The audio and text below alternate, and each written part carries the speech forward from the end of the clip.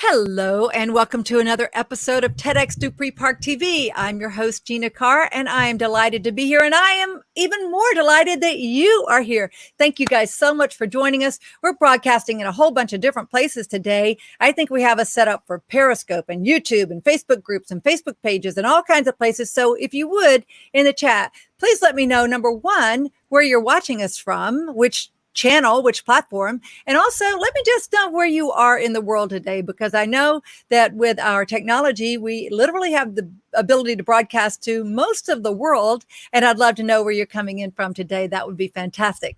Of course, TEDxDupreePark is physically, when we do our physical live in-person event, is going to be in downtown Woodstock, Georgia. And currently it's scheduled for November 20th. I say currently because who knows, the world's crazy right now, which is one of the reasons that we're so delighted to be able to have this ability to broadcast live across the world and bring out the seeds of greatness that are being projected, that are being shared by our speakers. And we couldn't be on the main stage right now, but we can be doing this live to you in this different venue where we actually can reach a lot more people. So with that, I am going to bring on the organizer of this. I mean, imagine that you decide one day, I like that TEDx thing. I'd like to put one of those on. Well, our organizer, Steve Monahan, did do that. And let's bring him on right now and hear a little bit about his thinking about why he decided to reach out to TEDx Global, we call them, TEDx HQ, and get a license to do this. Steve, you're all the same. Hey, now. You're TEDx to me now. So Steve, how you doing? I'm doing good. How are you? I'm doing just great. I just love it. You're so wound up when you first come on. Gosh, you got that energy. Well, cool. There's good reason to be energetic about all the goodness that's going on with TEDxDupreePark. And I love the theme that you led us. I don't know where it came from. Well, I know where it came from. It came from you, and that's seeding greatness. So number one, why did you decide to put forth the time, money, and effort to create a TEDx to begin with? I used to talk, in corporate, and I enjoyed it. Then I went into Toastmasters and enjoyed that. And I'll tell you the truth, I was starting to get where I didn't enjoy it quite as much. So I got to thinking, how can I keep doing this? How can I tie it into the nonprofit where we could spread good messages around instead of just me? I like TED, and it was about, one of those 5 or 6 things all came together at one time and said, well, this would be cool. What if I could create, instead of a platform just for me, because I really didn't want to do it anymore that much. What if I could create it for other people, bring them in? The world to me is, I study the old philosophies, and the world's different, and I'm older too, so the world is different than it was in the 50s for me. And so things were changing, and I thought, you can't get the good news that you can trust anywhere. People are having to go to podcasts, and by the way, that's doing really well. But TED was just a vehicle that people trust, that it's a brand that is respected, that it doesn't play games, not politics, not religion, anything like that. So I thought, what the hell? Why don't I just start, a TEDx myself and try it? So I met with some friends, sent an email out. You were on the list, Mike, Sena, some others. Said, I want to produce a TEDx and bring it to Woodstock. I love Woodstock, what they're doing. And it kind of started from there, and it's just snowball. I'm amazed to see how it is. I tell you, that's just, I don't care what you are. I mean, I'm in my 70s. As long as you got heart and you have confidence and there's something you want to do for others, that's the main thing. If you want to do something for others and you don't want to just do it by yourself, the really thing is to create groups, create, like you do, tribes, and your video rock stars, and you're helping others and you're feeding off of their energy. And so I'm just feeding off the energy of everybody in this group. And I kind of like it. And it's basically to bring uplifting words into this world where, I think I've said it before, we're in a liminal point. We are on a threshold of something new, and we don't quite know what it's going to be. And that's what liminal really means. If you go through the definition, it's like things are the same, but they're different. If a month ago you walked downtown Woodstock, there was no one there. Remember those pictures in New York City? No one there. The city's still there. Woodstock was still there. New York was there, but there was no people. It was strange. It made us feel weird. Even now, we're in the house where it's kind of odd. So we're in that liminal. We don't know what's going to be next. So we need words of wisdom and positive words, because the first thing people do is fear. So we need people that are got the grit to always be thinking positive and thinking of others. So that's what TED's about, bringing more than ever, we will need it in November, of uplifting voices. And we've got 20 amazing people with amazing stories that will inspire others. We definitely do. It's an amazing group. And I want to share right now the website with folks. You guys let me know in the comments there if you can see this. I'm still learning the StreamYard technology, which I really love. I love a lot about it. And I do believe I'm sharing the right thing. So if you're looking for our website so you can see more about what we're doing, go to TEDxDupreePark.com. And there are a ton of people behind the scenes that are making this whole thing come together. And that's what Steve was talking about. We have 20 speakers, we have coaches, we have team members, we have sponsors, we have all kinds of folks that are working on this. So these are some of our team members. You're going to meet some of these folks today. We have speakers, lots of speakers. You're going to meet some of our speakers today, and we have sponsors. So you'll be meeting some of our sponsors today too. You know, this is all a volunteer effort. We're a nonprofit. TEDx is a nonprofit organization, and the entity that is our sponsoring presenting entity is one of the charities that Steve Monahan founded, which is called Green Pets America Charities. And so they are our presenting sponsor, and it's because of that entity that we are able to even have this happen. But we have a lot of wonderful sponsors, and your company too, or your name can be on our sponsor list for just a mere donation to our cause. So if you love what we're doing and you want to find out more, just reach out to any of us and we will help you with that. You can go to the website and you can click the contact button or the donate button or whatever you'd like to do so that you can support our efforts financially, because money is critical to our mission. With that, Steve, why don't we bring on our first guest, which is one of our coaches. He's been on a TEDx stage before, and he volunteered to do some coaching with us. And that is our fellow Atlantan there, Dennis Buttimer. Dennis, how you doing? Oops, we're not hearing you because I guess I might have muted you. Let me unmute you. Try it. Can you unmute yourself? I'm sorry. There we go. Hey, Gina. Hey, Steve. Hey, how are you? Great to be with you. Oh, great. Thank you. Good. Well, Dennis, tell us a little about yourself so people can sort of put you in context of where Dennis is in the real world and what you do. Sure, Gina. You mentioned about having had the honor to be on the TEDx stage. And in fact, I did it with my wife, Angela. We did a dual TEDx talk in 2017 at Georgia State. And I know how exciting that is and what it means to people and to the people receiving most of all. And so, I'm very passionate about speaking and helping others have their voice, a little bit like what Steve was referring to earlier. And I am an executive coach. I've been that a really long time. I can't believe how long it's been actually, and a consultant, and I do training. And my big passion is mindful leadership and mindful performance, really just trying to do what I can to help transform, corporate culture, to elevate leadership. And, it's kind of like one step at a time to be able to do that.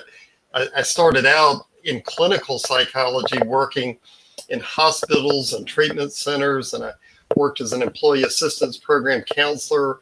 I was a first responder real early out of school, and I've just done all kind of things, and I feel very grateful, for the experience that I feel like I can bring to a person or an organization, but to help them have their voice and to, be able to get out the important messages that we all have. We all have a story to tell.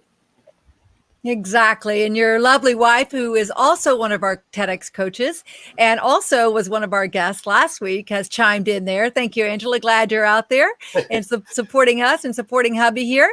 That's so great. Appreciate that. And I'm seeing a lot of comments come in. Thank you, guys. We appreciate the support out there, and I will be featuring comments as appropriate. Okay. Steve, I know you had some questions for Dennis as well. Yeah, I have a question. It's just popped in my head, and that's the way this show is. Anyway, you've been a TEDx speaker, and now you're a TEDx coach. You would be the perfect person to explain, because even I had to learn when I got the franchise. There's really a difference between a TED Talk and an NSA talk, National Speakers Association talk, the dinner talk that you normally, you go to a big group, a corporate talk, or motivational talk that Tony Robbins would do. The TEDx talks are so different. Maybe you could try to explain that to people, because it's quite an art to do what they have to do in 8 to 10, 12 minutes. It is, Steve. And, I mentioned that we all have a story to tell, and our stories don't lend themselves to little sound bites, do they? And so really I certainly had to understand this, but getting others to understand that, you want to be as succinct and to the point as you can while being entertaining, telling some things about yourself and having some tips and pointers for people to walk away with. But you're right. I mean, if I'm doing like a corporate keynote or some kind of address, or if I'm meeting with a small group, it's just a different kind of format. So you can't really, you have to be respectful of all the other speakers as well, but you can't wax and wane. You have to be very practiced and polished, frankly. You do when you're doing other things too. But with this, that it's you have these other people, usually on one side or the other side of you, that are speaking too. You've got to honor their time, and you got to stay within the guidelines. So, when I are giving some kind of talk, you can kind of define some things. You can move all over the stage and all this, and you're a little more contained in a TEDx. So it's really trying to sort of revamp the way that you've been doing maybe some of your talks. Does that make sense? Yeah, it does. One of our coaches was saying if someone's a practiced speaker, she has a hard time because she has to retrain them. Because you have the old habits. Hey, I'm going to get up there, I'm going to wow them, spend a half hour, and they fight the coaching a bit. Have you run into that at all? I have run into that, not only with that, because people are used to their habits. We're creatures of habit, but I've run into it as well with people who are even learning mindfulness. Teach a lot of mindfulness, and in corporate and individual sessions. And, people come, and sometimes, Steve, if they are more of a blank slate, it's easier to coach them, frankly, because they're not used to their own habits. I have seen that. So, I mean, it's just trying to give people encouragement to just tweak their style. We tell them, you don't have to overhaul your personality, the way you speak. It's just like, how can you fine tune this a little bit, right? Yeah. Right. Good. Excellent. Well, Lynn Sherwood Humphreys, who is also one of our TEDx speakers, she said this was the first TEDx with 2 speakers that she had ever seen. You're trailblazers. What was that like? That's got to be a little interesting. I mean, I imagine there was a ton of rehearsal time and all the dynamics that go into being a couple, and you guys work together. That must have just been a real interesting experience. Right. That's right. Exactly. So we both found that it was, in some ways it's better because you have that support and all of that just right there with you. But on the other hand, it's more difficult in the regard that, if I step out of line with some words or she steps out of line, it throws out the other person's, basically the way it's sort of been choreographed.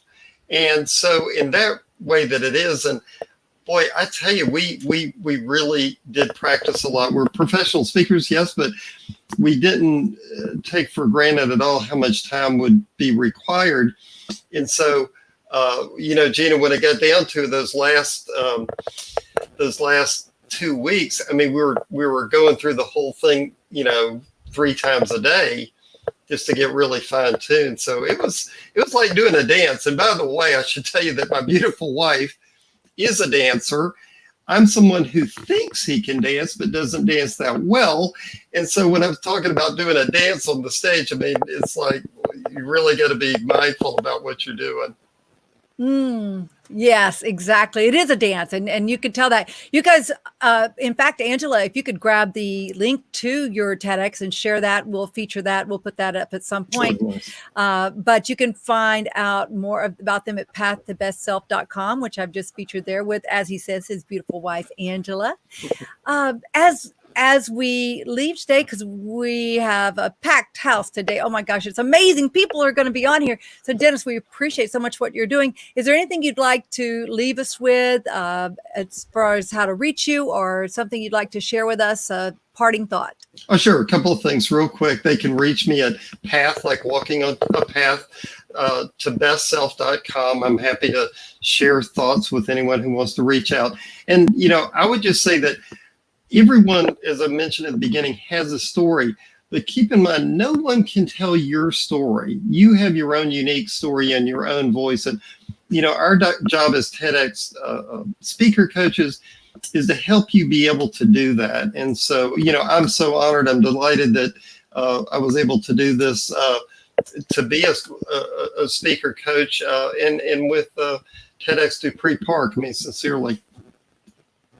Well, we're happy to have you. See, that's why I don't talk. No worries. My pleasure as well. No. Well, thank you so much, Dennis. Thank you, Gina. All right. So let's see here. Thank you. You're awesome. We appreciate you so much. And the speaker you're working with is also a really good personal friend of mine and Steve's. Yes. He's going to be on the show with us, I think next week or certainly sometime fairly soon. Yeah. And we were all in a mastermind group together. And Joe is actually the one who introduced me to National Speakers Association back in 2005, which has become such an amazing, wonderful part of my life. Yeah. And so it all everything comes full circle, doesn't it? Yeah, Joe Gandolfo is the speaker that he is. Joe's great, Gina. So glad that he did connect you, and thus we all got connected. Yeah, exactly. All right, beautiful. Take care. Take care, Dennis. You too. Yeah, amazing how the world comes together like that, isn't it, Steve? It is. I mean, you and I, how far we go back, and just one chance meeting, you think it's nothing, and it grows to something, and then they connect to something. We really are a connected world. I mean, I wish people could just understand that. It would end all the problems. I mean, it's like you're mad at your nose, so you cut it off. How stupid is that? We know that. But I mean, but we're doing that to each other and to animals like they're separate from us, and they're not. We're so connected. It's like once you get that, it's so obvious, but it's just hard for people to get that. They are just trained to see everything is outside them and not connected to it. That's a good point. And that's a big part of the Seeds of Greatness theme that we've chosen, is that everything is interconnected, and the seeds and the trees and the flowers and the plants and the animals and you and I mean, how many times just this past week have I been thinking about somebody or getting ready to send them an email, and they call me, or it's like, animals communicate in a way that we don't understand. They're communicating and they're not talking. Well, and so this must be going on with our own brains, but we don't really tap into it, or most of us don't. So we don't really know. Right. But But we have a lot of wonderful people out there, and let's see. Our next guest is a very special lady. So we're going to bring on one of our speakers, Miss Christina Lowe. Come on, Christina. Here you are. How are you today? Hi. Hi, you guys. Hey, Christina. Good. Can you hear me okay? Yes, we can. And where are you coming into us from today? Hi. Can you guys hear me okay? Okay. Yes, we can. Can you hear us? I can. I think you might be a little delayed, but I can hear you. So Okay. I'm coming to you from Temecula. I'm in Temecula, California. Wonderful. Very good. Very good. Well, Chris, tell us tell us a little bit about yourself. I know you and I have had a similar path, but tell us a little bit about yourself and why you're passionate about speaking on the TEDx stage. Well, I'll tell you kind of my backstory. I had a fitness company for about 20 years and traveled all over and made people smile because it was a hula hoop fitness company. So everybody's hula hooping, everybody's happy, and everybody's getting fit. And I'm making workout videos and just having a great time. And July 2017, I lost my son, Hudson, to suicide. So you can see I had a dramatic shift from, this joyful, just having fun, helping people get in shape, to dealing with, the most traumatic experience in life, as you well know. And I'm always fine until I say it out loud. And then it's like, oh, wow, I actually had to deal with that. You kind of try to put it behind you, so it's just not right in front of you all the time. But so that with my son Hudson, after he passed away, all I wanted to do was honor his life and honor the presence that he had when he was here. And as you were saying earlier, his spirit is still alive, even though he may not physically be here. His spirit is alive, and I can feel it. And I wanted to honor that. And so I ended up, I had a vision of traveling the country in an RV, spreading kindness in his memory. So on the anniversary of his passing, I actually got in an RV and started driving around the country and just spreading kindness, city to city, state to state. And I ended up going to 30 states in 35 days. So I was on a mission.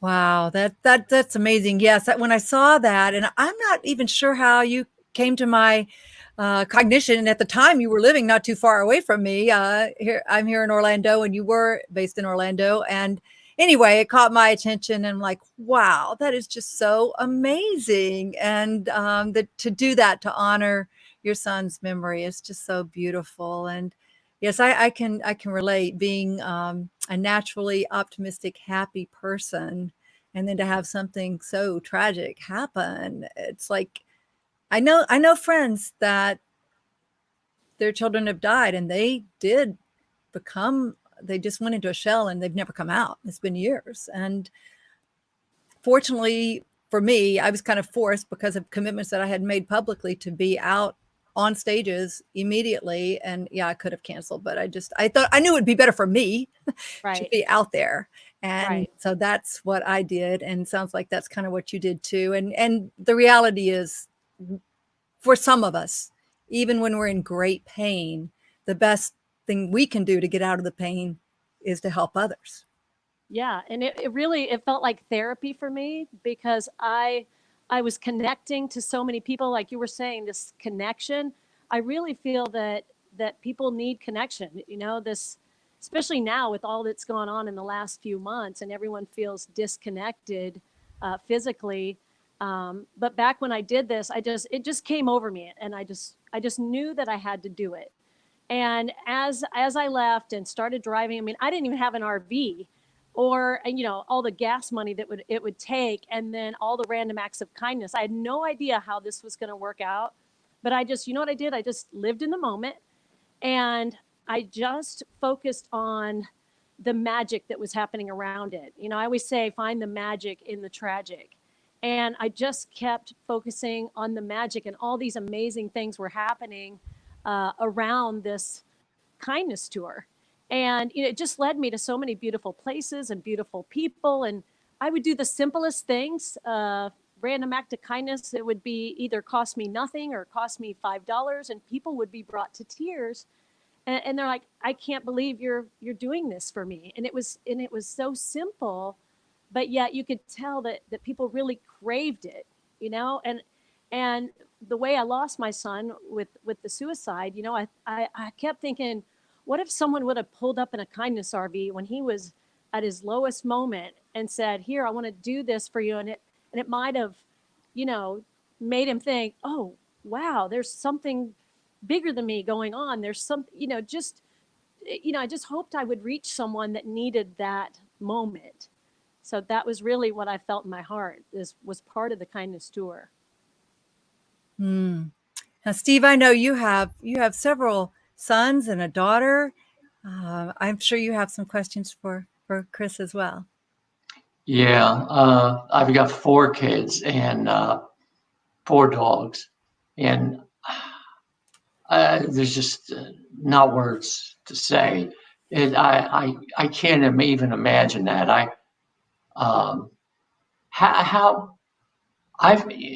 When I got sick, and I wound up doing something else too, and that's what saved me, by starting a nonprofit and a food pantry. There really is something to that, of helping others, because it brings joy into your life, because they're happy. You're making them happy. You're not making them happy. You're bringing, just, people want to be heard, you know, and they want to make sense, and just to listen to them. I wrote about that one time, of just compassionate listening. You know, when I would take pet food, and I just sit on the porch with some of these people and just listen to them. And I'm sure you get that. And they were so happy. They said, oh no, come on back. And so I really commend you for what you're doing. How did you just do it? I mean, did you just decide to get in a car and do it? I mean, there's a lesson there for people. Just do it, right? Just do it. Yeah. And I saw in my mind that I was going to hop in this RV and drive around the country. And I had no idea how I was going to do it. And I just started talking about it to people, you know, just like, I'm going to go in an RV around the country and spread kindness. People are like, you're crazy, you know, how you don't have an RV. And at the time I wasn't even working, because I'd stopped doing my business, because I could not get my heart in that business anymore. And actually, the morning I left for that tour, somebody bought my business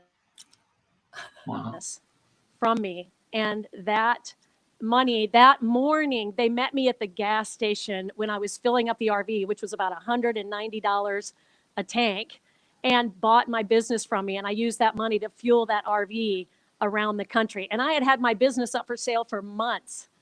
And that morning it happened. So I knew that it was meant to be. And my son was going to be turning 22. It would have been his 22nd birthday. So I decided to do 22 random acts of kindness every day. And I just did it. And like I said, the more I talked about it, the more things started happening. And some of my friends that had bought a brand new RV, they said, you know what, we want to give you our RV for this trip, knowing that I was going to drive it around the entire United States. They just gave it to me. And that was like I was trying to be kind, you know, I was trying to go spread kindness, but the kindness was coming back to me so strongly. And I've just never felt that kind of selfless kindness where someone just says, here's the keys to my $157,000 vehicle, and you can drive it around the country. We trust you, go. And so like all these little things kept happening. I actually got sponsored by a headband company, and they gave me headbands with my logo. I had a logo because of my son. He did a speech in high school called Fall Forward. And ironically, his speech, he said, never, ever give up. Never give up. Keep going. If you fall, get back up and try again. And his whole speech was about keep on going. Mm-hmm. So I started the Fall Forward Foundation And actually my vision for this, which I can see this clearly too, is to have, I don't want to use the big RVs anymore. I'd rather have the Sprinter vans, the smaller vans. And Yeah. actually, somehow in the midst of all this, I met the love of my life, and he is a builder, and he lives here in Temecula, which is part of why I moved from Florida to California. That's a whole nother story, where I just sold my house of 30 years and took only what fit in my car. And I left Florida and drove to California, just believing that I needed to be in California. And him and I are actually going to build out Sprinter vans. And so other people can travel the country and spread kindness and just connect and see this beautiful world. And so that's the vision now, is to keep this going so other people can do it, because everyone said, I wish I could do that. You're so lucky. I wish I could do that. I'm like, I'm not lucky. I am, trust me, I'm not lucky. I mean, I lost my son, but I just believed that there was something bigger that should be happening. There's something bigger that I should be doing. I had two choices. I could sit home and feel sorry for myself, or I could go out and make other people smile because of my son. And when I did that, I didn't feel bad about me anymore. The day I left for my kindness tour was the 2-year anniversary of his passing. And I felt nothing but joy that day. I was in that RV smiling ear to ear, pulling out of Orlando. I'd never even driven an RV before. And I just drove out of Orlando so happy, like, this is amazing. And it just felt like destiny. And I just lived in the moment and went for it. Oh, that's so fantastic. I had an RV in another life as well. And boy, sitting behind that seat, sitting up like that in those big RVs, I know that can be really tough. And I came this close to buying a Sprinter van one time. I love those. Those are so fantastic. So, Chris, we could talk with you all day long, but we've got to move on to our other guests. So, Chris, as we leave, what parting words would you like to share with our audience?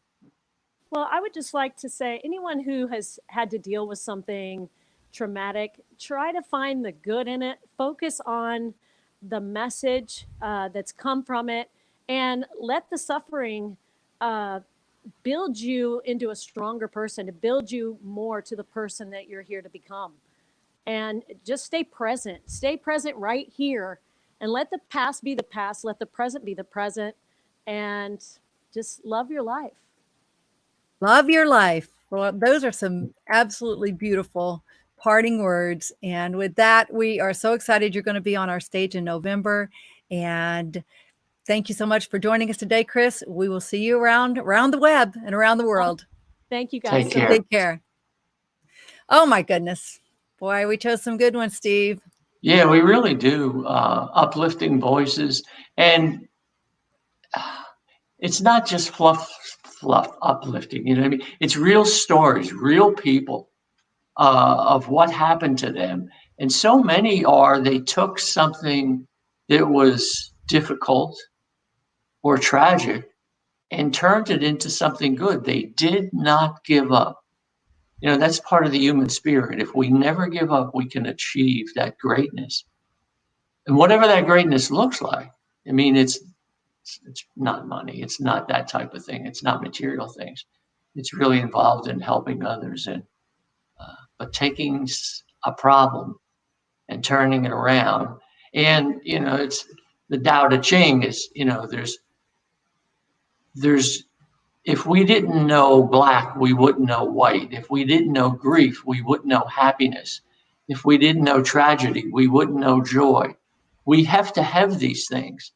So it's a two-sided. So that's what she said. Whenever something happens, look for the positive in it, because there always is. There's always a lesson. And if we could just say, okay, that hurt, that stung. What's the lesson for me? And think on that instead of thinking, oh, woe is me, thinking, what's the lesson? There's a lesson. And ponder that. And I swear, if it's like me, 3 o'clock in the morning, I'll wake up with it. It just happens. It's that serendipitous things happen to us. Absolutely. And what you've just said is the perfect segue to our next speaker, who has experienced a lot of joy and happiness, as well as tragedy and sadness. And With that, I'm going to bring Mark Hayes on board with us today. Mark, welcome aboard. How you doing? Outstanding. How are you, Gina, Steve? Great to see you guys. Great to see you. Good to see Used you. to watch you on TV, and now I can't imagine. Here I am talking about strange beds. That's so cool. It's weird. You know, people meet me and they say, wow, you look a whole lot shorter in the box. So, it's fun to meet people who I actually have a relationship with because you invited me into your home every morning for so many years. And, I'm so grateful for the opportunity and for the experiences. I met some amazing people, but like you said, things happen for a reason in all of our worlds, and we have to find a way to move on. And that's kind of what brings me to TEDx, is some of the things that I experienced in the last few years, and trying to find a way to help other people who I now know are also going through stress and struggles, and that's what that's what life seems to be about, helping others. And because when we're going through these difficult times, we tend to think that we're the only person going through it. This has only ever happened to me, and it couldn't be further from the truth. So there are so many other people out there that we could uplift, and that's the blessing of TEDx, is now your message can just bounce all over the world, and there are no boundaries. It can go anywhere. Right. You could change the life of someone in Bangladesh. Absolutely. I mean, it's just that it really can happen. Really Absolutely. And I think I have a topic that really will resonate, because I mean, everyone has parents, right? And when our kids struggle, as we heard Chris's just moving testimony, when our kids do well, wow, we're on top of the world. But when they struggle, when they're in pain, when they hurt, we ache. I have two sons. They're both amazingly handsome. They get it from their mama. They're great looking young men, smart, intelligent, driven. One's a professional hockey player. The other one sits in a Georgia prison. And that's my story, is for parents to say, you know what? You did everything you could. You did the best you could with what you knew. You know, I learned from a great dad, from an amazing mom, and we did the best we could. My wife is an attorney, super smart, super good looking. I married up. You know, we put the best team together that we could. And, you know, one of our sons is really thriving. The other one has some work to do. And I want parents to know that you can forgive yourself. It's okay, you know, for things not to go right. The blessing, the magic in our tragic is that we still have our guy. We can still go see him. We can visit him. It's hard. I won't tell you that it's not difficult, but he's still there. So there is hope, and there is the opportunity for redemption. And you know, his story is going to be a difficult one. The comeback is going to be difficult for him, but you know, we're here to support him, and we want him to know that. Steve, I know you had some other questions for Mark. Yeah. Do you have good days and bad days with this? I mean, how do you deal with this? Steve, that is a perfect way to describe it. I mean, the good days are amazing. Those are the days that I can help people. Those are the days that I actually help other parents who are dealing with the same thing. And I feel amazing about myself and about the ability to lift somebody up. Just the opportunity to have someone else find a little sunshine in their day. Because in the beginning, it was not easy. I had mostly bad days. While I was working in television news, it was even more difficult. It was amplified for me because I would see young men on television news that looked like my son, that I knew had a story, right? Everyone has a story. How did they get to this point that they're in front of a judge now, looking at a lengthy prison sentence? And so I want people to be able to look and understand that, you know, these kids, these young men, there's a story there. They're more than just a 10-digit number in the penal system. They're human beings. And so that's really what gets me through the days. It's what led me to my professional change. I decided to open a consulting business and teach people how to be more effective communicators and to come from a place of love and understanding. We didn't always do that in television news, which made it really difficult for me. It was kind of, it bleeds and it leads. Let's play on the lowest common denominator. Right. Let's sell. But it became even more real for me, when it affected our sons, and watching it break up my wife. I mean, I'm dad. I can have some tough love, but when mom hurts too, and when you see how it impacts a mother who's given him so much, you almost are forced into change. And I really had to sit down and reevaluate whether or not I wanted to be a positive force or continue doing what I loved, which was television news, but I couldn't do it the way I wanted to do it. Like you mentioned earlier, good news doesn't sell, right? They've tried good newscasts, they've failed miserably. Yeah. So, for some reason, we like to see the darker side of the human element. And that's what made it so difficult for me. So I jumped out of it when I got the first opportunity, came back here to Atlanta, and decided I was going to help people become more effective communicators from a place of love and compassion and understanding. We're not talking to each other much anymore. We're talking at each other. And if we can just get past, and forgiveness, learn how to forgive our neighbors, our children when they make a mistake, ourselves. Let's not beat ourselves up about decisions that other people made that were not in our control. My son was 26 almost 5 years ago when he got in trouble. So this was a grown man with a college degree, with naval service. He served on the USS Enterprise. And so he made some bad decisions. It doesn't mean he's not a good person. It doesn't mean he didn't come from a good family. And it doesn't mean that we can't be here to support him. He has two beautiful sons. My oldest just left today. It was the last day of school, and it was a lot of fun just finishing up the day, even though it was virtual. But we want to be there for him. So he can grow and learn and be proud of who he is, and know that he still comes from good stock. I don't want him to grow up thinking, well, my dad made a mistake, so I'm not good either. We're not going to let that happen. And I want other families that are going through a similar situation to understand, things happen, things go wrong, but we can forgive ourselves and still try to be positive, still try to have a positive message for others and uplift others. That's so moving, Mark. And I really feel for you and that dichotomy and to the point that one is behind bars. He's still a great person. Yes, absolutely. And just circumstances and our legal system, but that's a whole nother issue, which I imagine you'll be sharing some thoughts about that on our stage on November 20th in downtown Woodstock at the Mad Life Amazing Venue. You were there for our launch party in February, and you're right. You were much taller than I had expected as well, even after all those days of seeing you on Good Day Atlanta. Yeah, I tend to surprise people when I come out of the house.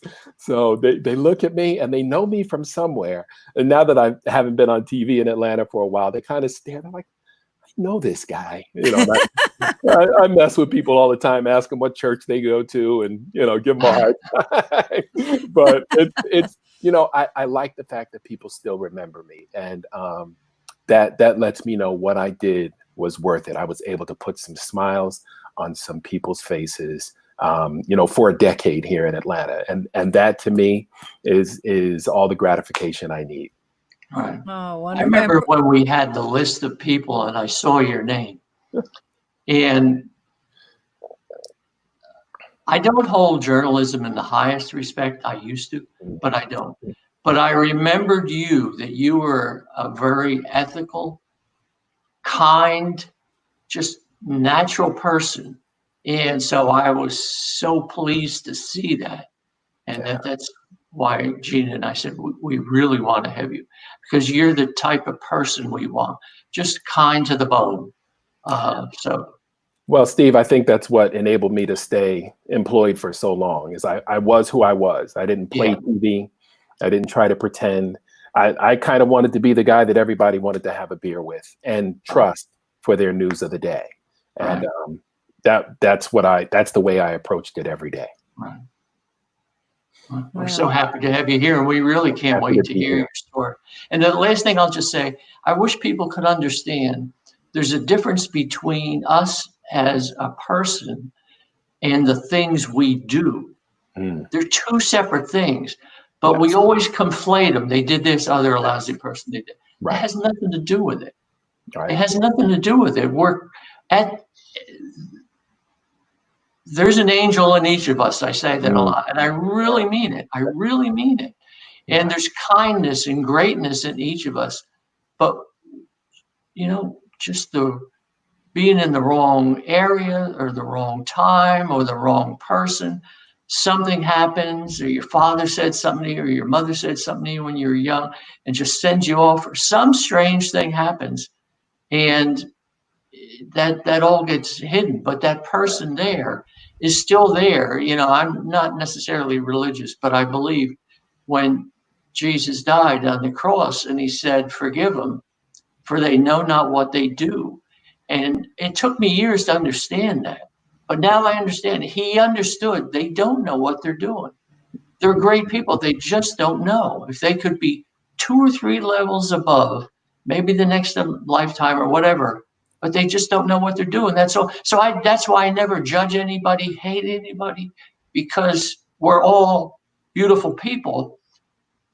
They just don't know. That's all. There's a lot of things I didn't know when I was a kid. Absolutely.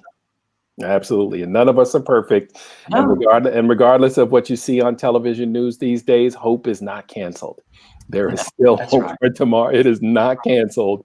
And as long as we're here, we have the ability to fight for change and to make our communities better places to live and raise our families. And that's our charge. I think, that's why we're here. And and I appreciate what you guys are doing to help give us voice and to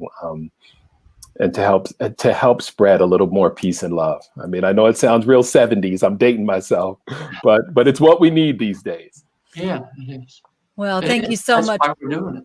Yep. Exactly. Well, thank you so much for joining us, Mark. And we're so glad that you're going to be on our stage in November when we get there and the cameras are on you and you're delivering your fantastic TEDx presentation that's going to go all over the world through the TEDx YouTube channel. We're so excited to spread your brilliance even more in that venue. So we will see you then.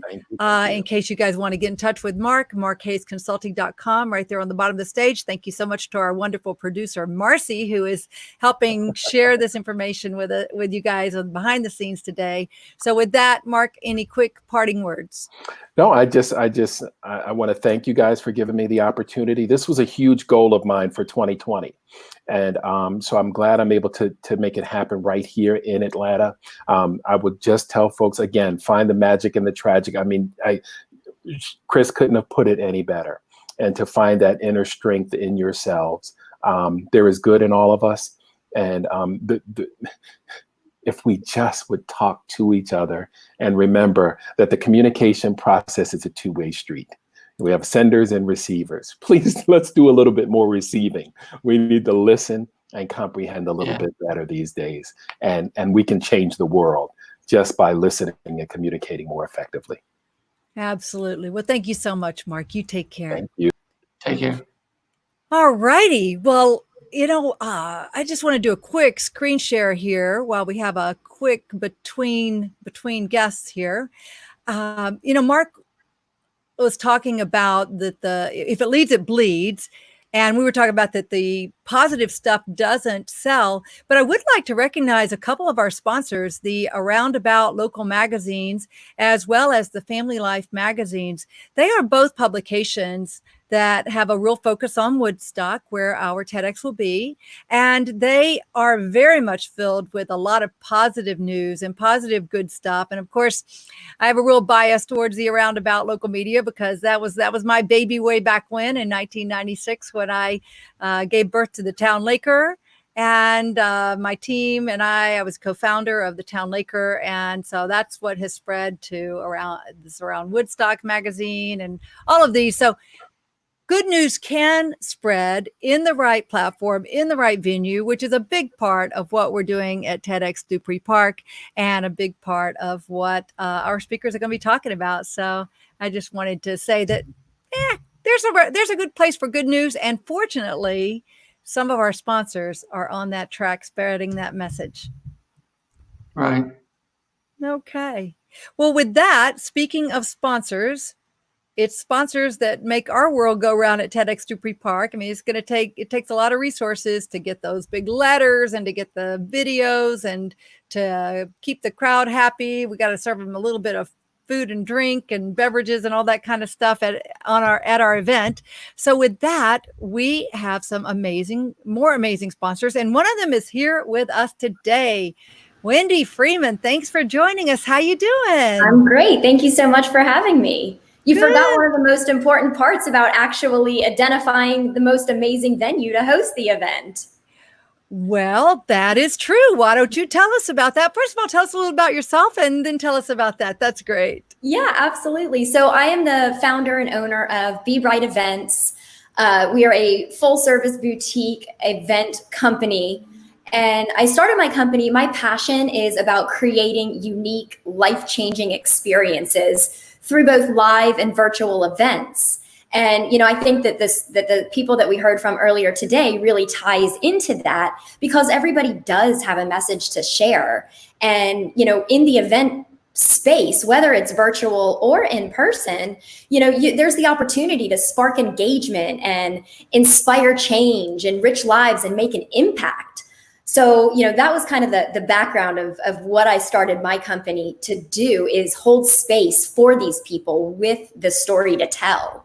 I've been doing it for about 15 years, all different types of events, workshops, conferences, retreats, masterminds, from events that are as small as 12 people to events of, upwards of 700. So it's just been a really great opportunity to know that, what I am doing is allowing others to spread their message and impact others.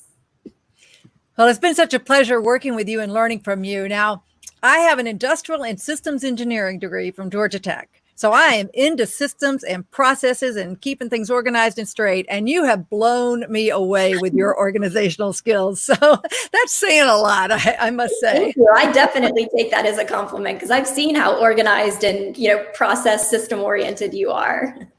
Yeah, well, that's the key. When you can drill down into the events and make sure that, the speakers, they don't want the organizers don't want glitches. The speakers don't want glitches. They don't want to get to the venue and realize, oh, I needed that kind of microphone and I thought I was going to have that kind of microphone. And oh, what do you mean that this is not being live cast to the millions of people that you told me it was going to be?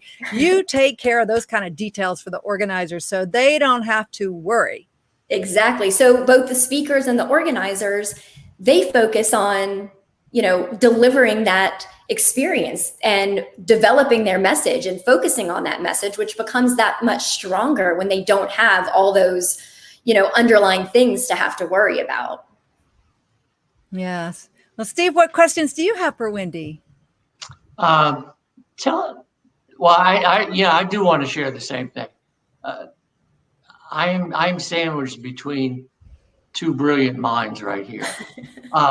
And they get things done so fast. I thought I can get a lot done today, but man, we'll be on the meeting and someone will say, geez, I need that logo. Maybe if you could get it to me. And about 2 seconds later, Wendi says, it's in your inbox. So she's multitasking. She's doing all the stuff at the same time. And I've been to some beautiful events around the world, and I never realized how much effort goes into them. And this event here there's just so many pieces that have to be done. We have to follow the TED rules, which is literally about 2-inch stack of rules. So it has to be done. Then Wendi has her own book of rules of how to do it.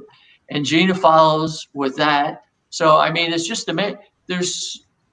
I'm just blown away that how impeccable both of them are, and our whole team is that way. They're just volunteering their time, and they're spending hours and hours doing this. So I just wanted to reiterate, if anybody needs an event director, please consider her. I'll give you in a scale of 1 to 10, 12, because you're just quite amazing. Let me just ask you, how are you doing now? Because you're so much a live person. How are you doing with these virtual things? Is that throwing you off, or have you bounced back, or what's going on? You know, it's definitely been a transition for sure, because it's that in-person experience that just lights me up. But it's always, I really feel it's important to coming back to your why. And my why is to create that space for people to share their message. And so, you know, obviously, given the space that we're in, I had to quickly pivot to virtual, which I've done before. I just put more of my focus on the in-person space. So, you know, pivoting to virtual events, it's actually been a really great opportunity, because I'm in a place where I can help in-person events go ahead and transition into their virtual space. But at the same time, I have so many new clients who have never held an in-person event before, and they've recognized the value of virtual. And for both groups, they have such a broader reach. I mean, you're essentially, you know, reaching people on a global level. So that message that you're sharing, that impact that you're making, is even bigger than it was before. So, you know, it's definitely been a very quick pivot, and working with, you know, different clients who already have different systems and things in place. And, you know, usually when you're planning an event, you have a timeline and you follow the steps. But in this case, we had an event in May. We want it to still happen in May. So, you know, I just produced an event yesterday that we had a 21-day turnaround for an in-person event that we transitioned to virtual with 27 speakers. And, you know, anywhere upward of 8 to 9 concurrent sessions happening at the same time.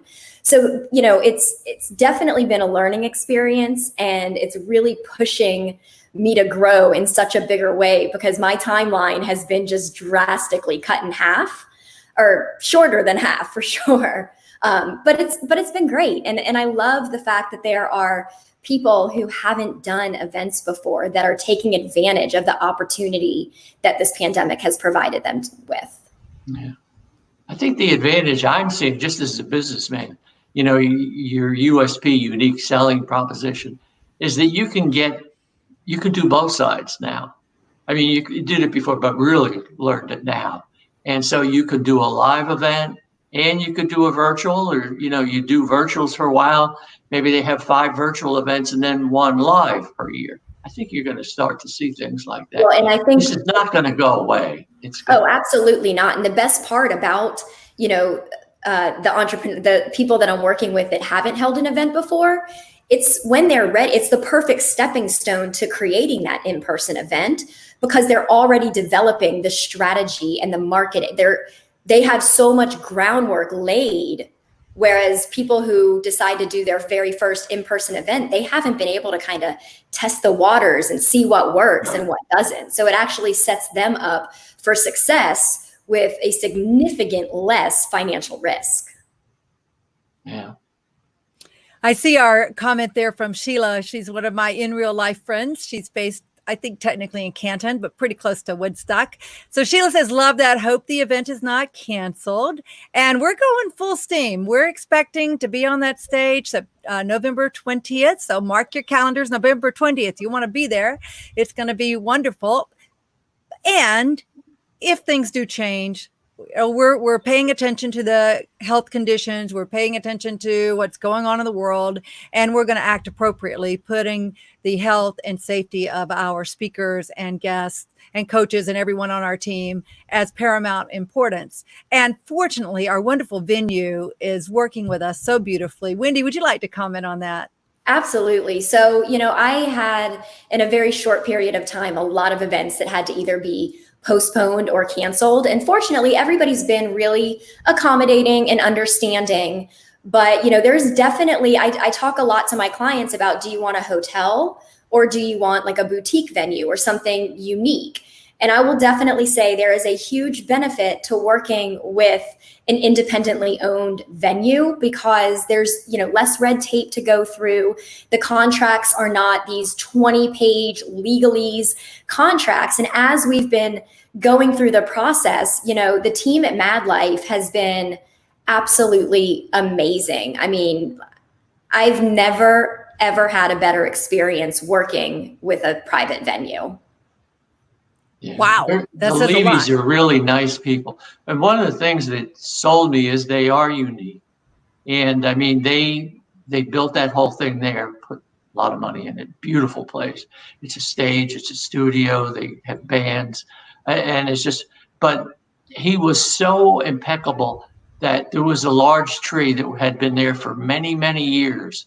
And when they had to cut it down, they actually used the wood and built it in the side of a stairwell going up for the VIP area. And there was so many things like that Mike did and his son and wife that really sold us on using that venue because they just cared about everything. And they're showing that in what they're doing now. And boy, we really need to support small businesses. Definitely. If we lose our small businesses, we're going to lose. We can't. This can't be a world where everything's bought through Walmart and Amazon. You need people. You need the touch, and that's why this place is so good. And the last thing I'll say, I know we're running short, but getting into the technical, they've talked to they know what all the rules are. They know what the state rules are, and they can hold over 500. Even if it's 20%, we can still hold it there with plenty of social distancing, so everybody is not up on top of one another. So that's why I'm really feeling comfortable that even if the most stringent rules, we will still be able to have 200 people in there, and far apart, everything is fine. Definitely. Exactly. Well, you guys, thank you so much, Wendi, for your support of TEDxDupreePark, for being one of our sponsors, for being one of our team members. You're doing so much to keep us organized and keep everything rocking and rolling along.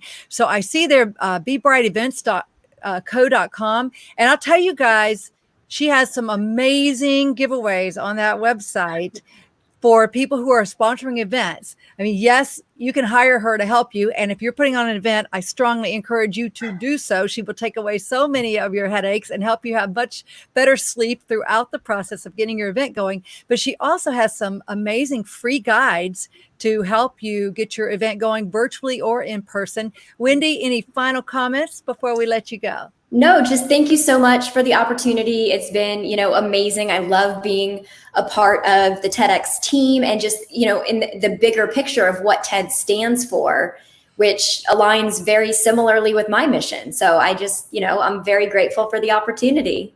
Well, wonderful. Thank you so much, Wendi. You take care. We'll see you around the team meetings. Yeah, can't wait to see you in person soon. Jeez. Really, for real. I hope so. All righty. Well, I see, let's see, Sheila clarified her message there. Okay. That's one of the issues with it's great to be able to feature comments, but sometimes they come in a little bit after the comment from the guest. So anyway, I just wanted to recognize you, Sheila. So I'm glad you're out there. But let's bring on another one of our TED team members here, our co-organizer, Mike Sena. How you doing, Mike? Well, I'm doing great. How are you guys? Oh, just good. Wonderful. I can tell you another fabulous show today. Gina, Steve, you guys do such a great job. It's a great pleasure and privilege to be a part of this team and the amazing group of people that we have. I think I've heard amazing maybe 12, 14, 15 times today, but it's also true. I think amazing is my favorite word right now.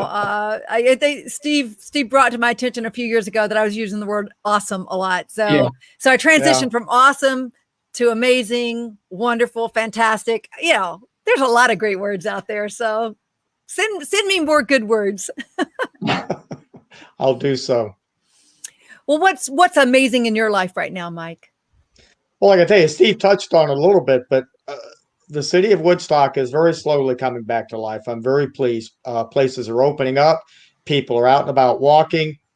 Some people have masks, some people do not. But one of the terrific things about the city of Woodstock is how family friendly it is. And you see kids, you see moms, you see dads, you see grandparents, you see dog walkers. It's an amazingly livable city. And one of the reasons that Steve touched on that we are producing our TEDxDupreePark in the city of Woodstock is to try to tap into that energy, that vibe that Woodstock has, that Cherokee County has. We live in a terrific part of the country.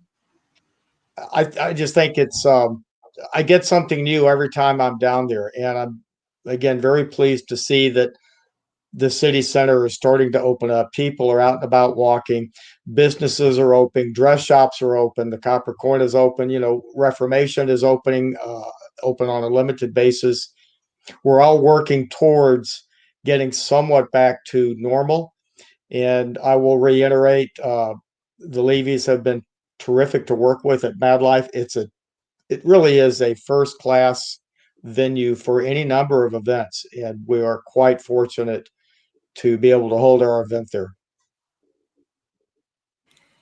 Well, Steve, I know you lived in downtown Woodstock, and Mike, you're very active in the downtown Woodstock community. Steve, I'll ask you first, what is it so special about downtown Woodstock that you love about it? When I transferred here, it was 1990, and there was the corner drugstore.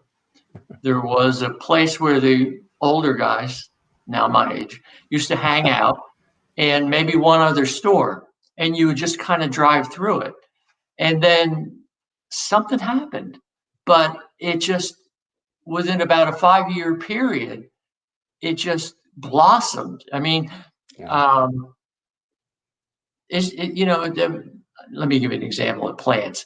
A bamboo will sit beneath the earth 8 years, and then all of a sudden it blooms. Well, that's what's happened like with Woodstock. All of a sudden it bloomed with Mayor Enriquez, a couple mayors before him that really planted the seeds.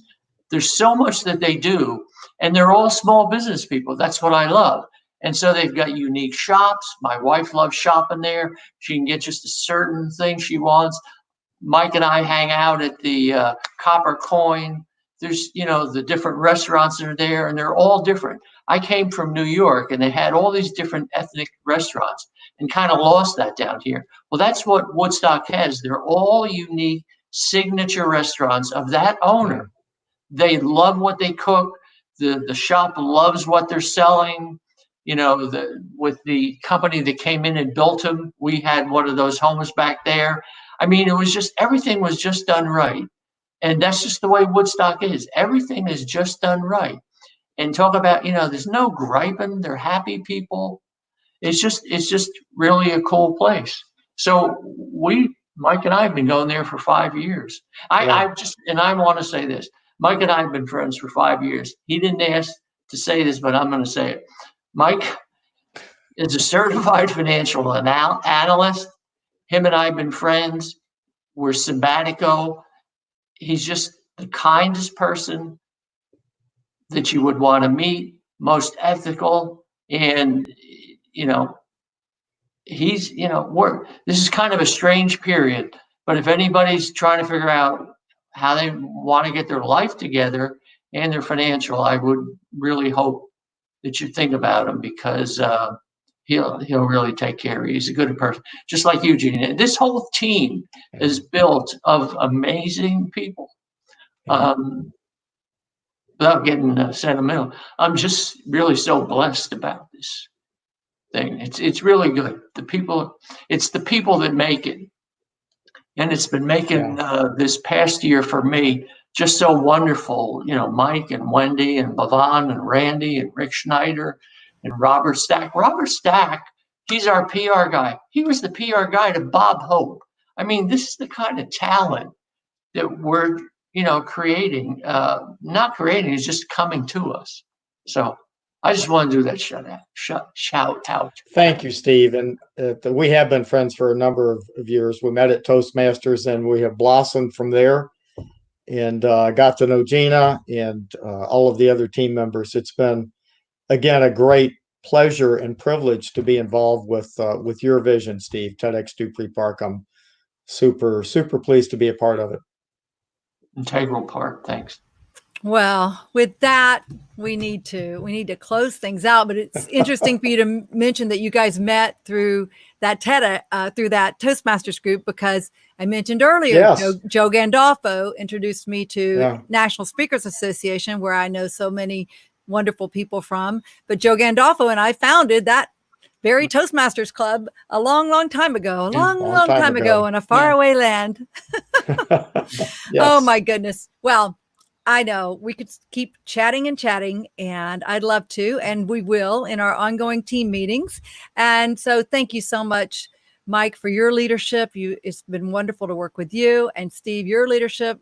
It's just been fantastic, and I'm enjoying these shows. I'm really so glad that you guys have been supportive of this effort to we can't do our thing on the stage. Let's do something different. Let's bring this to the world through the magic of Facebook Live, using tools like StreamYard. And now today we're on Periscope, and we're on YouTube, and we're in different places today. And a big part of that is our social media team.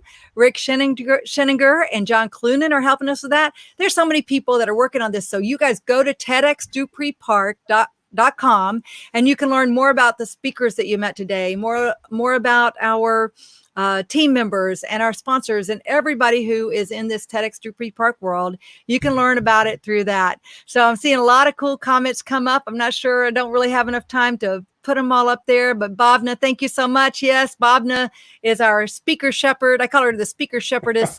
So she's helping sponsor shepherdess, that is. Sponsors, yes. Randy Stukes is the speaker shepherd for sure. And so Marcy and Julie is another one of our speakers. And Miles, thank you so much. You've been one of our biggest fans. We appreciate you a great deal. And then where was, let's see, Marcy, I got to go back to Marcy here. Marcy has been our producer. She's been the one making sure things run well behind the scenes, helping us without all kinds of technical issues.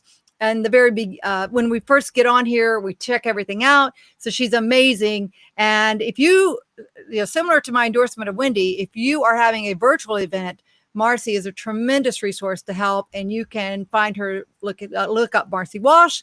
Maybe Marcy, if you want to pop your website into the chat, that would be great. And then otherwise contact me. You can definitely find me, and I'll help you find Marcy or anybody else that you met today. So thank you so much, Wendi. I agree. Incredibly honored to be part of this team. And with that, a little bit late, running late, but hearing from some awesome people that I just wanted to hear more from. We will see you guys next Friday, 3 p.m. Eastern. We have an amazing show lined up for you next Friday as well. So 3 p.m. Eastern. Now you can tune in on Periscope or YouTube or our Facebook page or our Facebook group. So just join us. Thank you. Thank you. Take care. Bye. Love you all. Bye.